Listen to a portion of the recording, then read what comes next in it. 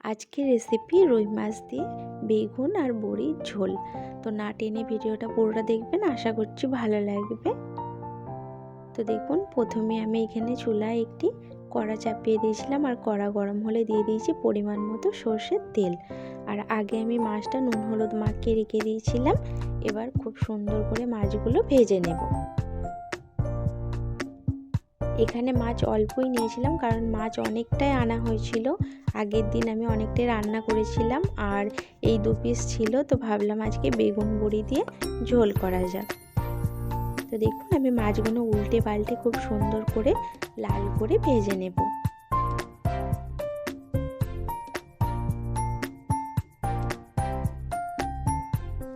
এই মাছটি একদমই টাটকা ছিল, খুবই সুস্বাদু ছিল খেতে। তো দেখুন, আমার এক পিঠ হয়ে গেছে, আমি উল্টে দেব।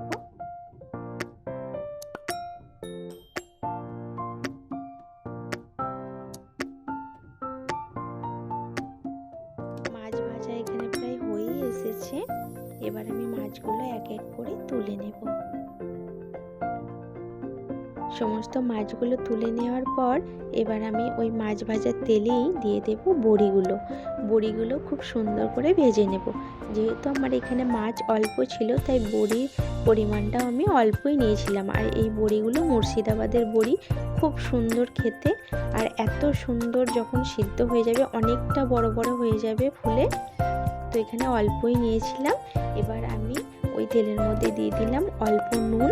এবার নুন দিয়ে আর হলুদও দিয়ে দেব, দিয়ে এই বেগুনগুলোকেও ভেজে নেব। এখানে আমি বেগুনগুলো একটু বড় বড়ই কেটেছিলাম, নাহলে কিন্তু বেগুনগুলো গলে যাওয়ার ভয় থাকে। দেখুন, আমি হলুদও দিয়ে দিয়েছি আর আগে তো নুন দিয়েই দিয়েছিলাম। এবার খুব সুন্দর করে বেগুনগুলোকেও আমি ভেজে নেব। বেগুনগুলো অনেকটাই আঁচা আঁচা হয়ে গেছে। এবার আমি বেগুনগুলোকেও তুলে নেব এক এক করে কড়া থেকে। খুব বেশি ভাজার দরকার নেই, এরকম আঁচা আঁচা হলেই বেগুনগুলো তুলে নিতে হবে।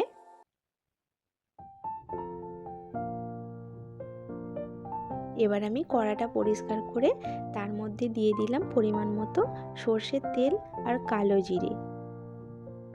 এবার দিয়ে দেব কুচি করা পেঁয়াজ। এখানে 2টি মিডিয়াম সাইজের পেঁয়াজ কুচি করে নিয়েছিলাম। এবার পেঁয়াজগুলো নেড়ে চেড়ে খুব সুন্দর করে ভেজে নেব।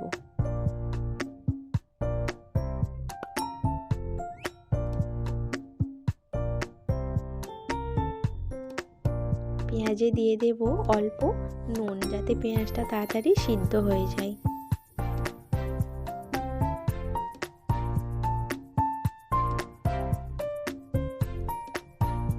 পেঁয়াজটা মাঝে মাঝে নেড়ে দিতে হবে। এবার এর মধ্যে দিয়ে দিলাম একটি টমেটো কুচি করে রাখা। এবার খুব ভালো করে নেড়ে চেড়ে টমেটোগুলোকে গলিয়ে নিয়েছি। দেখুন, টমেটোগুলো সবই নরম হয়ে গেছে। এবার দিয়ে দেব 1 চামচ হলুদ গুঁড়ো, 1 চামচ ধনে গুঁড়ো, 1 চামচ জিরের গুঁড়ো, আর দিয়ে দেব 1 চামচ লঙ্কার গুঁড়ো। এবার খুব সুন্দর করে মশলাগুলোকে কষিয়ে নিতে হবে। এবার দিয়ে দেব 1 চামচ আদা রসুনের পেস্ট। মশলাটা যতক্ষণ না কাঁচা গন্ধ যাচ্ছে, ততক্ষণ মশলাটাকে খুব সুন্দর করে কষিয়ে নিতে হবে তেল ছাড়া পর্যন্ত।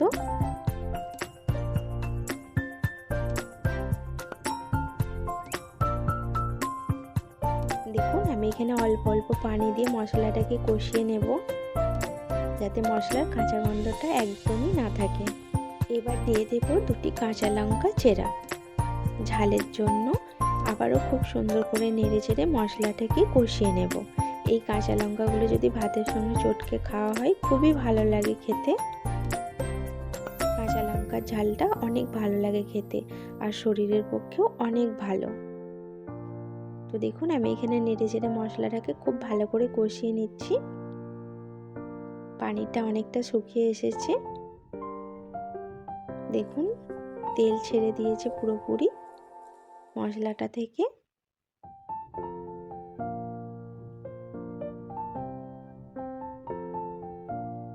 এরকমই ভালো করে মশলাটাকে কষাতে হবে, তাহলে দেখবেন রেসিপিটা খুবই ভালো লাগবে খেতে। দেখুন তেল ছেড়ে দিয়েছে। এবার আমি ভেজে রাখা বড়িগুলো দিয়ে দেব। আবারও খুব ভালো করে নেড়ে চেড়ে নেব। সাবধানে নাড়বেন, দেখবেন বড়িগুলো যাতে ভেঙে না যায়। এবার অল্প করে পানি অ্যাড করে একটু নাড়িয়ে দেব।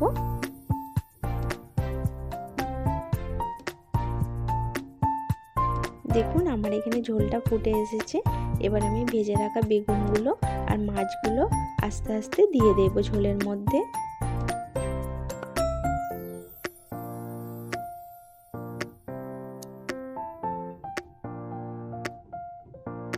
এবার ঢাকনা দিয়ে কিছুক্ষণ ফোটালেই হয়ে যাবে কিন্তু আমাদের রেসিপিটা, কারণ বেশিক্ষণ এটা যদি ফোটাই তাহলে বেগুনগুলো গলে যাবে। দেখুন আমি ঢাকনা খুলে দিয়েছি, কত সুন্দর ফুটে গেছে। এবার আমি উপর থেকে ধনেপাতা কুচি ছড়িয়ে দিলাম, যাতে রেসিপিটি আরও সুস্বাদু হয়ে যায়। এই বেগুন বড়ি আর মাছের রেসিপিটি একবার যদি আপনারা ঘরে বানান তাহলে কিন্তু বারবার বানাতে ইচ্ছা করবে, এতটাই টেস্টি হয় এটা খেতে। দেখুন বড়িগুলো কত সুন্দর বড় বড় হয়ে গেছে। আপনাদেরকে বলেছিলাম না এটা মুর্শিদাবাদের বড়ি, অনেক টেস্টি বড়িগুলো খেতে। কিন্তু এই বড়ির রেসিপিও আপনাদের সঙ্গে আমি অবশ্যই শেয়ার করব, দেখবেন অবশ্যই আপনাদের ভালো লাগবে। দেখে নিশ্চয়ই বুঝতে পারছেন যে রান্নাটা কতটা সুস্বাদু হয়েছে। তো না ভেবে ঝটপট বানিয়ে ফেলবেন ঘরে, আশা করছি আপনাদেরও ভালো লাগবে। দেখতে যতটা সুন্দর হয়েছিল খেতে ঠিক তার থেকেও দ্বিগুণ টেস্ট হয়েছিল। গরম ভাতের সঙ্গে এই রেসিপিটি একবার ট্রাই করে দেখবেন, খুবই ভালো লাগবে আপনাদের।